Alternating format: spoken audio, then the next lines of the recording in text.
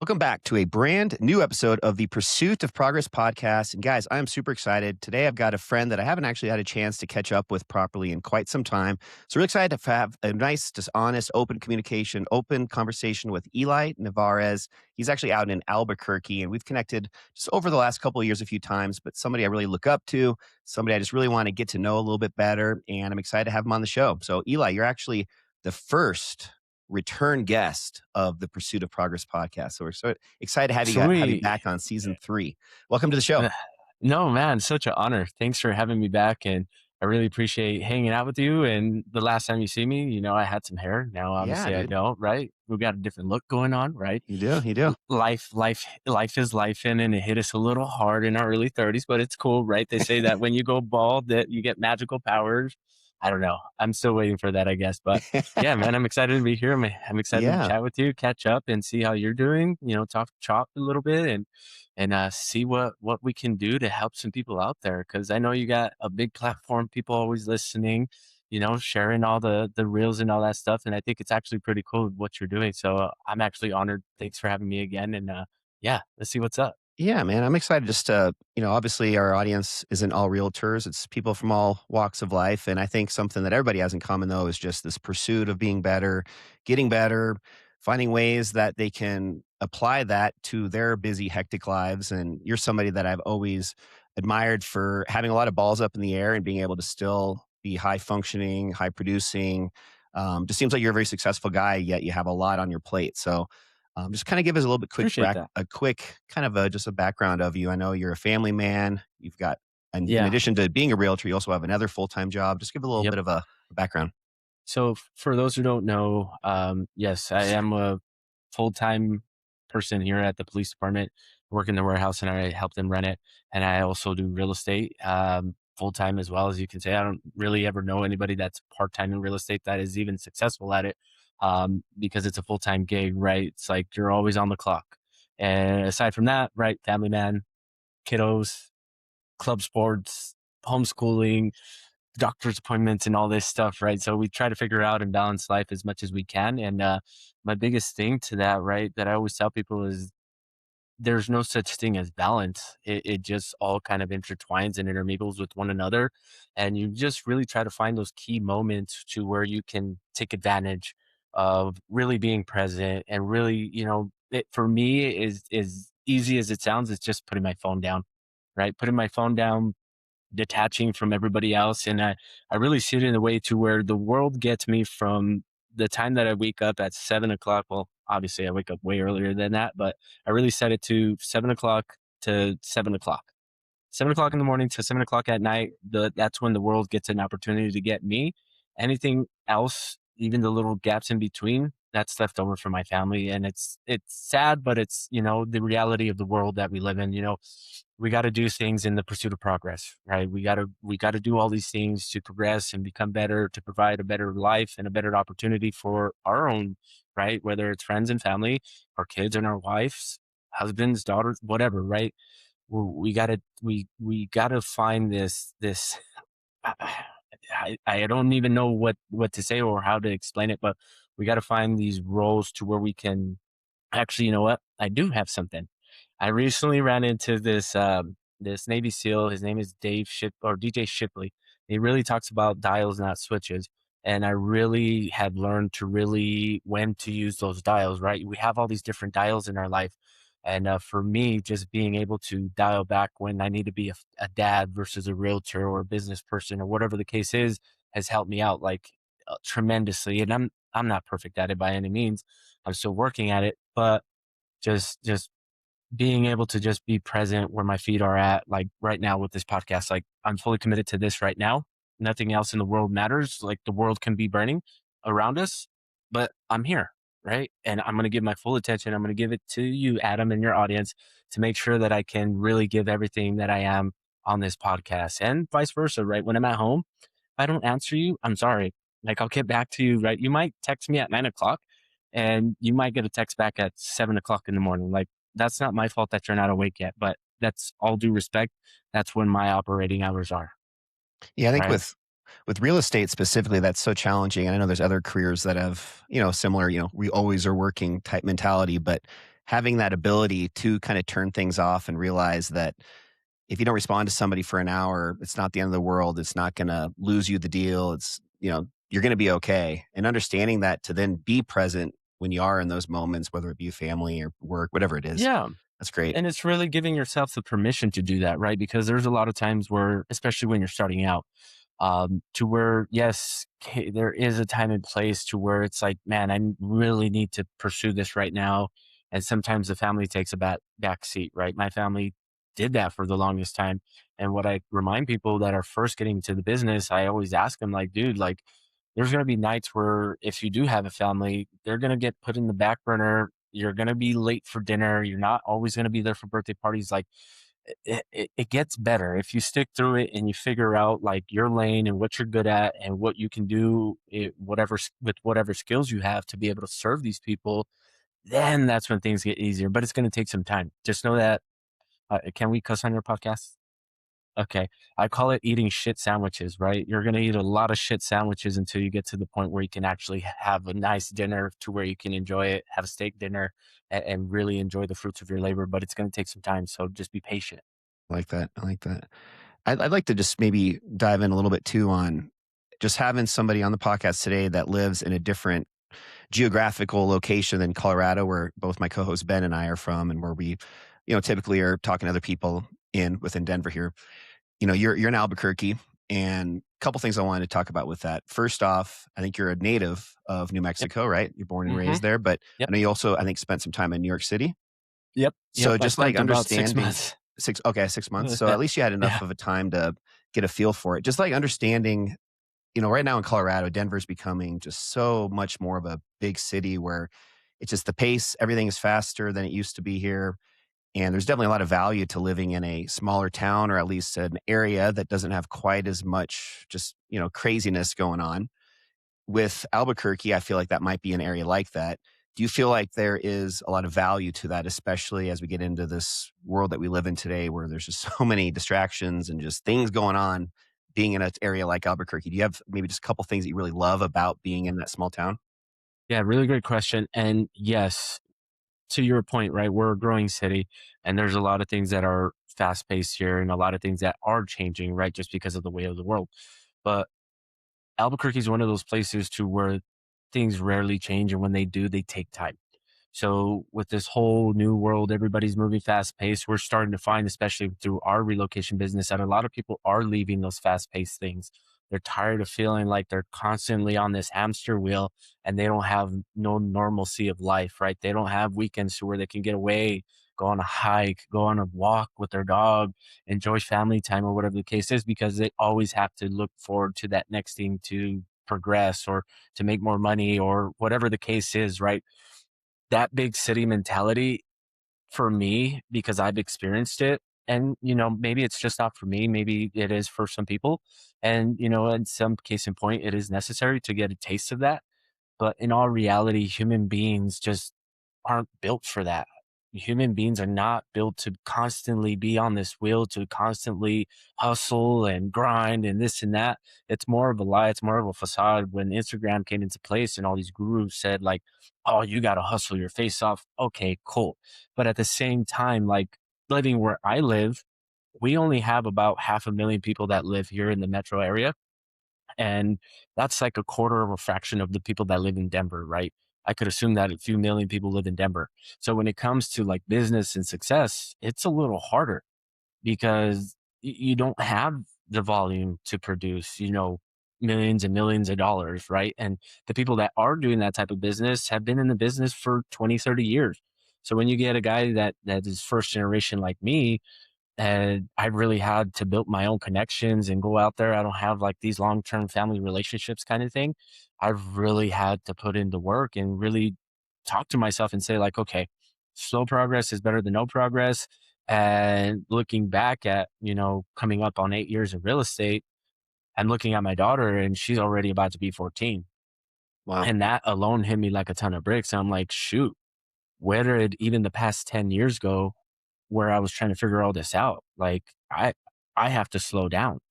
So, right, it's part of business, it's part of the cycle to where you start to learn like, okay, now how do we run a business? Where do we start delegating things and stuff like that? But to answer your question as far as like the pace and what I like about Albuquerque, it's just that. Like it's normal here. There's there's no yes, there's some kind of flashiness towards it, but it's weird in a way to where it's like we're flashy in the way of like how well we live, how well we treat our neighbors, our family, our community, the place we live in. Like nobody's really looking forward to moving to Albuquerque just cuz you really either find like some connection piece here, either towards the land or towards the people, towards the culture, towards the food that really wants to make you move here. And those types of people that are moving here even have more of an affinity and love for this place than some of the locals. And I see it to where a point like we kind of take this place for advantage. And I really seen that when I moved out to New York, seeing like when I walk outside and it's like full of trees, I see no mountains. And yes, I was 10 minutes away from the beach, but even at that, like I don't know, like being able to walk outside, I see the mountains, I have fresh air, the climate is pretty predictable. Like it's easy, like it's a no brainer. Like I don't have to worry about all these natural disasters and constantly being on this wheel. It's like I wake up, I go to work, I clock in, I clock out. Even in my real estate business, it's like people get it. Like, hey, people text me all the time and say, hey, I understand that you're with your family. You don't have to text me back till tomorrow. I just wanted to get this off my mind. Text me back whenever you get a chance. It's awesome. Yeah. So it's pretty cool. So with Albuquerque, just another quick little side note for anybody that's a big Breaking Bad fan. I know you and I were talking about this for a second before we started recording today. So since you are in real estate, we both are. And I saw a lot of stuff in the news recently about this the house that was on Breaking Bad, which is just kind of like the main one of the main scenes in most of the seasons. How that home was listed for sale. I think it was maybe like 6 months, 9 months ago for 4.4 million.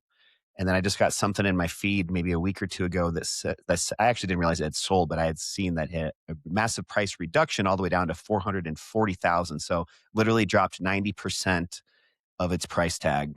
And then you shared with me, well, I'll let you share that you actually had heard that it had sold.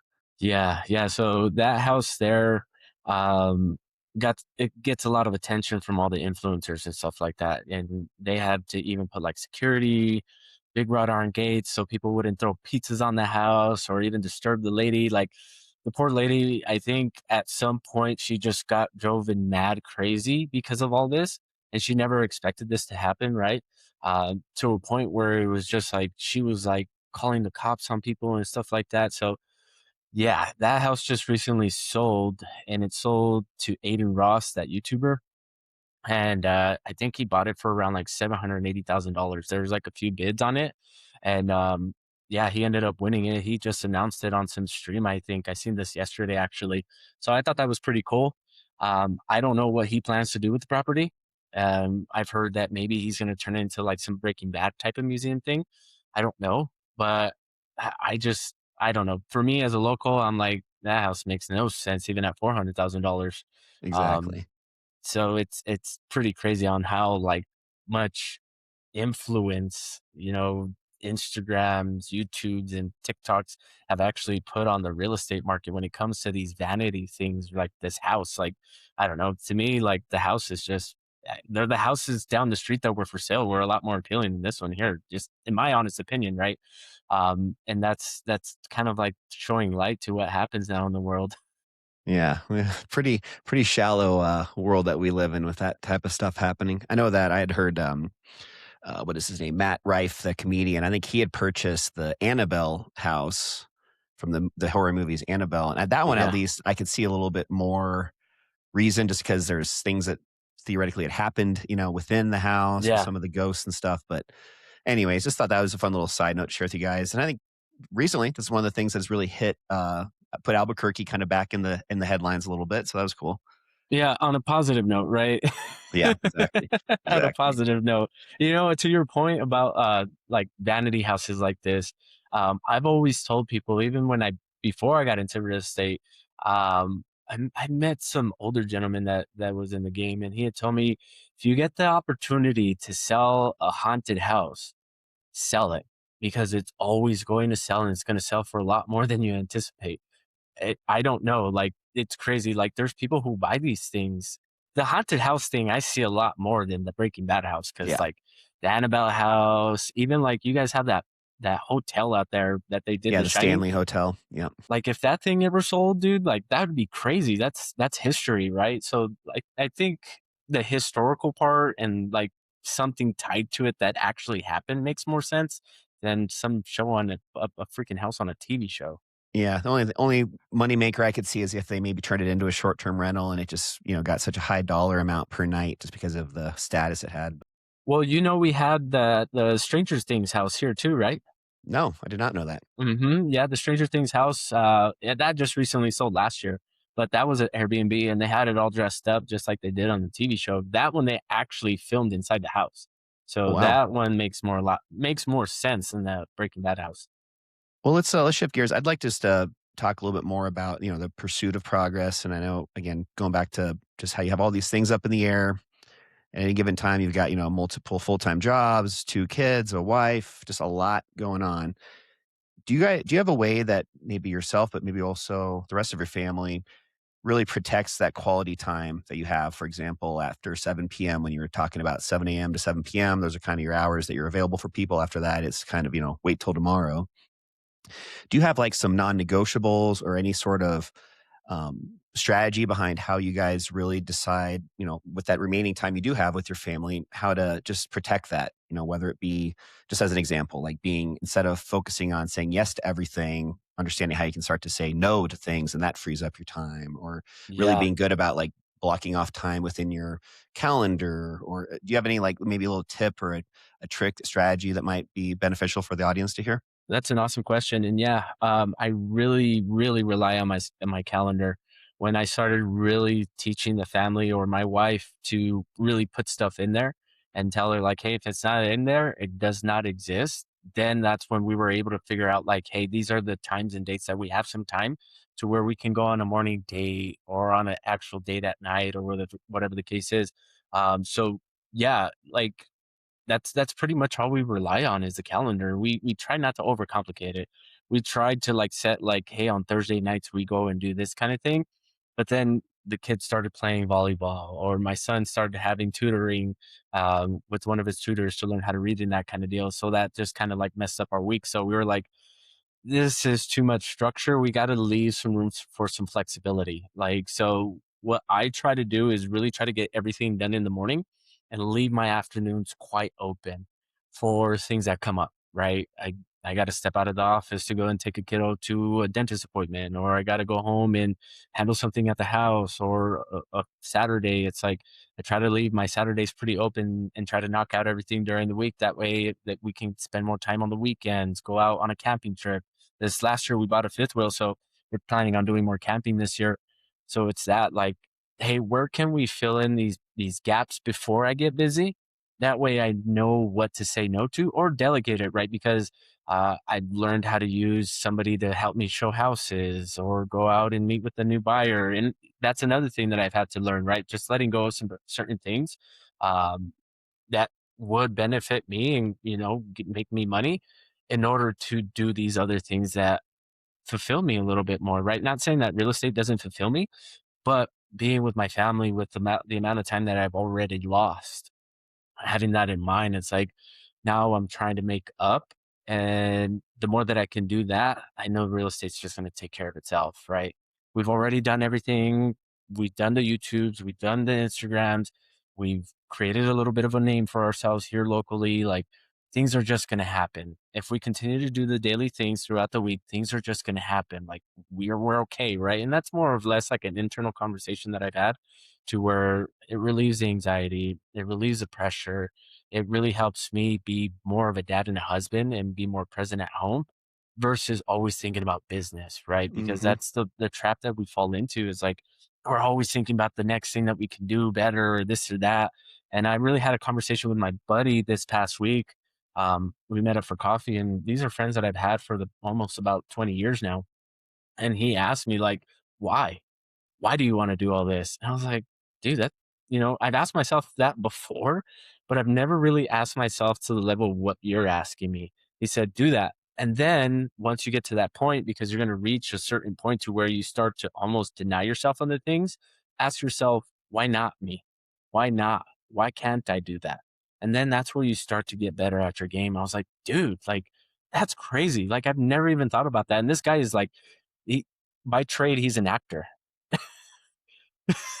So for me to have that conversation with my buddy, it was crazy. It was like eye opening. And it really helped me out just to really put things into perspective of like, okay, where can I better plan my time and what tools can I put tactically in place that will help me with that? Okay, well, let's look at our schedule. If we're going to live by the schedule, what can we do to where it's like maybe Mondays we pack in our schedule to where it's like Mondays we really don't have too much going on. It's the start of the week. People are getting their week started, kind of getting back into the groove to where we can do things to get ahead. Yeah, we're getting back into the groove ourselves, but can we, do all the things that necessarily don't require a lot of time from us, like writing a blog post, doing an Instagram post, doing, the analytics for our YouTube channel, just all those little nuanced things that you would think would take a lot of time. But once you actually sit down and do them, it's like, oh, shoot, that only took about 30 minutes.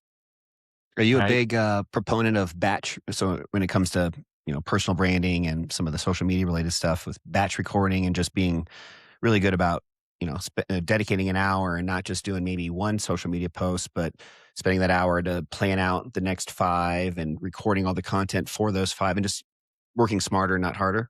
I used to be, Okay. but somewhere in the past couple of years, I've realized that I only have so much bandwidth throughout the day to where I'd rather put out something that is good versus something that's mediocre and I just kind of half-assed it, right? I do use a lot of tools like ChatGPT to help me, not to do all the work for me, but to do a little bit of the heavy lifting to just get me there, right? I'm struggling with an idea. Hey, I use all those prompts. Give me 5 hooks that are will stop the scroll, whatever the case is. And then I just go through them. I'm like, oh, that one sticks out. And then I kind of reframe it to what I'm thinking about that day. And I do have like a content calendar that I have now that I plug in most of my ideas. I try to do that on Sundays to where I already know what I'm going to be posting for that week. It's just creating the description, going out to film the actual video, whatever it is at that point. I try to figure out throughout the week.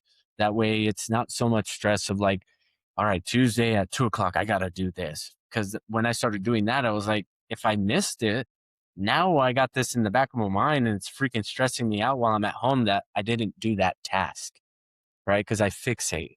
Call it ADHD, ADAD, or whatever D's that you want to call it, right? It's really the true fashion of learning how I work. And I know this is how most people work. We only have so much bandwidth throughout the day that, um, and I learned this from doing that 75 hard thing. But then I started really looking at it and I'm like, dude, why do I have to have 8 tasks in a day if my day only requires for me to do 3 to 4? Why do I have to continuously figure out to do 8 tasks to be successful? Like, I get it. And maybe this isn't for me. Maybe this is for that person that has no structure or doesn't know how to really do these things. But for me, these are the certain things that I need to do each day with the time that I've allotted myself that will allow me to succeed, if that makes Yeah. sense. Yeah, for sure. The one thing I thought of when you were talking through that is I know with Andy Frisella, the creator of 75 Hard, I actually joined his he has like this new it's called the operator standard. It's like this premium, it's $50 a month, and they have like a specific different set of podcasts that are a lot more like deeper insights on like growing businesses and that kind of stuff. But he talks a lot about just like winning the day, and everybody has the same 24 hours. And just the ones that really find massive success are people that are just that consistency, but breaking it down to that 24-hour time period where every day, as long as you make these, small wins and get whatever you're trying to get done that day, and then you just focus on tomorrow and then the next day rather than, just something that's more of like a big goal that just gets talked about once a week. But, Yeah. um, You know that, what I learned too is say you do have a big task list that like you're like, I got to get all these things done today. That's not bad either because what you can always do is push it off to the next day. right? And then you figure out when to add it there, right? And maybe something else gets pushed off to the next day. But what I found is that that will always give you something to do. It'll always keep you busy, right? It's like, oh, shoot, I have this project that I got to get done. I'm going to work on it a little bit today. If I don't get it done, then I can push it off till tomorrow, Mhm. right? I don't know if that's good or bad, but I know that it allows you to fill up your schedule with things that you are constantly doing to touch base on your business, touch base on your health and fitness, whatever the goal is at that period in time. And I think that's another thing, right? Is like you got to understand what you're striving for. What is your actual goal versus the whole money aspect of it? Because I think that's where it gets muddy is when you start to really just think in terms of like how much money is this going to make me versus like what is the ROI in my health and fitness? What is the ROI with time spent with loved ones or family members? What is the ROI of me just having peace at that point, right? I think that gets left on the back burner a lot because people are always in the pursuit of just financial gain. And I think that can mess a lot of people up. How old are you?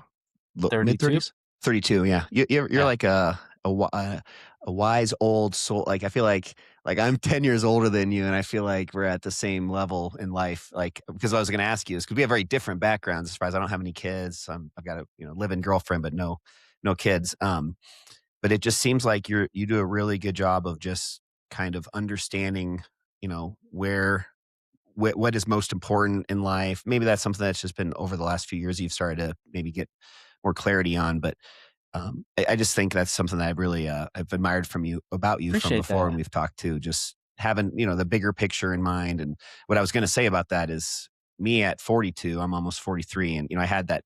I don't like to use the word midlife crisis, but like kind of figuring out like what is the point of what's the purpose of life, and trying to figure out like what that greater purpose is, just to keep me just motivated and moving forward because of something bigger than just money. Yeah. And it seems like you've kind of been able to figure that out pretty early on in life, which is awesome. Yeah. And it wasn't easy, right? Because my background is that I didn't have all of this teaching or people around me that were doing great things to be successful, right? They were people who were so good of people that were successful, right? So you're talking about people that, they had values and ideas that I took little bits and pieces from, but then I also see the backside of the negative stuff that would happen to them, and I was like, I really don't want that. So how can I get to whatever that looks like, that successful point, but the right way? Is it going to take us longer? For sure. Okay. But then I'm like, well, dummy, if you live to 74, 75, hopefully longer, you got some time. Like, let's enjoy it. If it's going to take you 10 years to get there, then we might as well enjoy what we're doing. Like, let's slow down and really try to master what we're doing. That way, when it's all said and done, when people point to you, they're like, yeah, that guy's good at this, or he's really badass at that, whatever that skill is. But for me, it's just like looking back at my upbringing and being like, I've had to grow up a little bit faster than most people around me. And for me, that was just how can I always stay sharp for those people around me because people depend on me. It's not about me. It's about the people around me that are looking up to me to be this person, to succeed at this level, to do whatever goals that I've set out to really achieve them. Hmm. And it's really been that and just really trying to discover that. And I don't know if it's like um in a philosophy kind of way, but it really was that at some point in time to where it's like, oh, this is all mindset. Like these people who are out here constantly messing up, they're on the right track, but then somewhere down the road they mess it up royally and they can't get back on track. Like, how can I avoid that? Like, what do I got to do to not be that person, right? So, yeah, no, I appreciate you saying that, and I have a lot of people tell me that, and I really do feel like that old soul, right? Even down to the music that I listen to, dude. Like nowadays, like I listen to a lot of like jazz and classical music, and right aside from the reggae and stuff like that, that we Hell yeah. constantly share. Hell yeah. Hell yeah. But most of the time, it's like that old music, and it's like, man, I find like being able to play an instrument and being able to play it well and it sounds great, like even with the technology that they had back then, which is nothing what we have today, is like, wow, that's amazing. That requires skill and talent. Like man, that's a lot of work and a lot of hours that this person had to put behind it. So, little something about me there. Yeah, that's cool. I think, one thing that I'm working on is understanding, like, the value of, like, so my co-host Ben and I, we work out together in the mornings. He's my accountability partner, and it's just crazy Nice. how you almost value somebody else's impression of you, or if somebody else is relying on you, I'm more likely to do whatever that is versus if it's just for myself, which is so Yeah. backwards in thinking. But I think when you do have a family and you have kids and a wife and those things, those are obviously something other than yourself that's motivating you to be better and work harder and build something for a purpose Yeah. bigger than yourself. I say all of that with just kind of this next question in mind. What would you say in your mind? How would you define success if it's not monetary, um, or some sort of like a milestone? Like, success isn't getting the top agent in Albuquerque, and it's also not making $1 million a year. Like, what would you then describe or define success as? This is going to sound corny. And because I've thought about this just recently, and for me, it's two words, it's freedom and peace. I like that. As simple as it sounds, whatever that looks like for, the listener, it's like freedom and peace. Freedom to do whatever you want when you want, and peace to say, like, this is me and this is who I am, like, take it or leave it. Hmm. Like, I'm not a bad person, for one, but I'm doing my best to be the best that I can be for everybody else around me. And that's peace, right? That's peaceful to know that, again, bringing up your podcast name, In the Pursuit of Progress, like, you're constantly trying to be better than you were yesterday. And that's not like a hamster wheel thing, right? That's just recognizing that, yes, we all have faults and it's okay, right? It's okay to be a faulty human being. We all are. We all have our deficiencies. But how can we change some of those things? It's that whole 1% better kind of thing. How can we change those throughout the day? How can we make somebody else smile? How can we make somebody else feel better? If we're feeling down, especially me, when I'm not feeling the greatest, I do something for somebody else because that makes me feel good. That Hmm. makes me feel better to see somebody else smile. And, positivity is contagious. So whenever you see that person smile, you're like, oh man, that feels good. Right. So it's just that, right? Finding the freedom and the peace and being able to say, like, I want to go on a weekend trip with my family and not have to worry about business or anybody hounding me that I got to meet a quota or I got to meet this, that, and the third. It's like, no, like, if I want to work, I work. If I don't, then that's on me, and being So, okay with that. so the freedom, it's not necessarily financial freedom. It's more almost time, or just the ability to be able to put anything that's in front of you aside and not have it all Yeah. And crumble. being able to say no to things, right? Hmm. I recently started saying no to a lot of things. People approach me with different business ideas all the time. And I'm like, sorry, I can't. Like, no, like, I nothing against you, but I have a ton already on my plate. And if I add that to my plate, it's only going to be, um, I'm only going to fail you because I'm so focused on what I'm doing.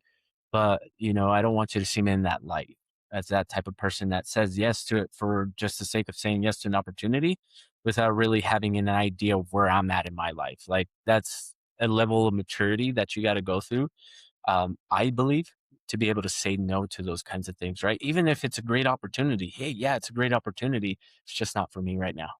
I like that. So you're obviously really into just improving yourself, others around you. What are you using as motivation? Are you a big reader? Or do you listen to podcasts, books, movies? Like, what to just kind of close out this episode? Maybe a couple things Yeah, to share with our audience that maybe they don't know for about sure. yet, that maybe they would get some motivation from. Well, books for one. I was never a big reader growing up. And now more days I'm reading more books, right? Just and not those not like really self-improvement books, but books about like other people's lives that were successful, like other like presidents, war figures, just diving into their mentality to figure out how they were able to succeed, right? Versus the whole like this is what you got to do to be this or that and this and that, right? A good one that I actually read that is kind of like that, a self improvement book, is that one by Ryan Holiday. What is it? Where he does all the, I know what you're talking about. Yeah, it's I had it here. I think I left it at home. Oh, actually, I did have it. Right, the obstacle is the way. Yeah, yeah, yeah, right? yeah, yeah. Yep, he does. This What do you one, call the Aristotle, Socrates what do you call it? There's a term for that. the Stoicism. stoicism Yeah, or yeah, yeah. whatever. Yeah, yeah. And I never knew that was a thing, right? I just when I would hear these ideas, I'm like, oh man, that's how we're supposed to think. Like, yeah, life is tough, but how do we change our perspective to turn these tough situations into positive ones? How do we turn that right? And I've got lucky because my mom always spoke those kinds of words into me because we were never dealt like the right cards, right? Say how it is kind of thing. One Mhm, thing that I recollect, and I recollected this with my wife, and she was like, "You got to understand that's kind of like trauma." Is when we were growing up, I remember explicitly collecting cans and saving them and taking them to exchange them for money to pay for diapers for my sister. Yeah, so stories like that, it's like, yeah, we went through all these tough times, but I didn't know any better. So for me, just being able to come out of that and seeing that I'm okay is like, man, yeah, my mom really like instilled this positive mindset of, hey, yes, things aren't good right now, but always keep pushing forward. Always move forward. It's not always going to be like this. It's going to pass over. Like these things don't last. Like even recently now, like my uncles, we've had a couple of deaths in the family, and even that, like my mom is still positive, and she's the older sibling out of all of them, so I'm the oldest like grandchild. So when it comes down to my mom's side, it's like people are always coming to us looking for guidance and advice and help, and it's like maybe it's just a position where we played to where we had to be strong. We didn't have no real choice, but it's really served us, right? And of course, on the back end, it's been hard to really like express emotionally where we're at because we've never had the opportunity to. Now I'm getting the opportunity to, through my kids and my family. But I think at time and place, that's really served me and really helped me. But yeah, getting back to what I'm doing is doing a little bit more reading, figuring out other people's ideals, having conversations like this and getting with other human beings and getting outside of the Instagram hustle cultures and that kind of deal because at one point, yeah, that helped, right? It helped me kick some, fire under my butt or whatever the case is to get back into motion. And at times it does serve me. But I think in all reality, when you start having real conversations and really diving into people's perspectives and ideas, you can pick and choose what you like and it really can serve you, right? So I think for me, it's just that. It's just seeing how other people are living, right? In a realistic sense versus these people who are anomalies, right? Because there's no, they're out of touch for reality at some point. They want you to do all this and be super successful. And why don't you do it's like, dude, like I got 100 other things that I got to do. And maybe you're doing the same. I don't know. But here's what I'm working with and I'm sure it's way different that you were working with. And my wife, again, bringing her up, she reminds me of this all the time.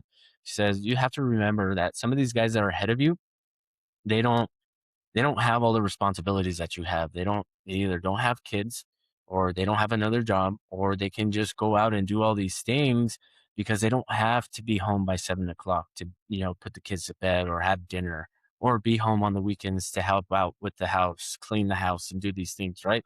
So be grateful, give yourself some grace, yeah, you got a lot of responsibility, but be grateful for that, like that you have the opportunity to have all these things because some other people don't, right? I don't know, like, just so we don't get too much in the weeds, just wanted to plug that in because I felt like it could help somebody, right? It's okay to not be at the position to where maybe some of your peers are. It's okay, right? This is your life. This is your plan. This is what you're supposed to be doing, and you're exactly where you're supposed to be at. So put on the blinders and just run that race, love whatever that. it looks like, right? We're such a comparison culture these days and get so caught up in the highlight reels that everybody posts on social media, and it's not reality, it's not the norm, it's not what their life is like either, whoever's posting it. And just like you're saying, put the blinders on and just focus on you and who's most important to you and forget about everything else. It's easier said than done, but very, very Yeah, well yeah. said. Yeah, because we all want, it's a cool ass car, big ass house, but at the end of the day, you gotta remember, you gotta maintenance that car and you gotta clean that big ass house. Very true. Very true. Well, I'd love to just share with our audience just how they can maybe get a hold of you in case maybe they're considering real estate in Albuquerque or they just want to For get in touch sure. with you. For sure. Yeah. So they can find me on Instagram or TikTok at Eli Nevarez underscore, or just call or text me, right? My phone number is 505-738-4543. Call or text me at any time. Love to Okay. And I'll chat. put, Love to help somebody out with that. If it's another person in business that just wants to connect, I'm open. I love to have these conversations because, again, I learn from you just as much as you learn from me. hmm and I'll put all your info in the show notes too, guys. So if anybody wants to get a hold of him, you guys can find his info there. Cool, Eli. Well, thanks, Sweet. buddy. Any closing out thoughts before we wrap it up? Man, the only thing that I got to say to your audience is that, and I told my wife this morning, if you're going through hell, keep on going. It gets better. I like that. You're going to get through it if you just keep going. That's it. It gets better. It does. And just, keep your head down, keep your faith, and just believe in yourself, even when nobody else does. Love that. I love that. Thanks, man. All right, guys. Well, hope you enjoyed this episode. Again, this is Eli Nevarez out in Albuquerque. Connect with him if you like. And I'm looking forward to sharing a brand new episode with you guys next Friday on the Pursuit of Progress podcast. We'll catch you guys then. Bye. Peace.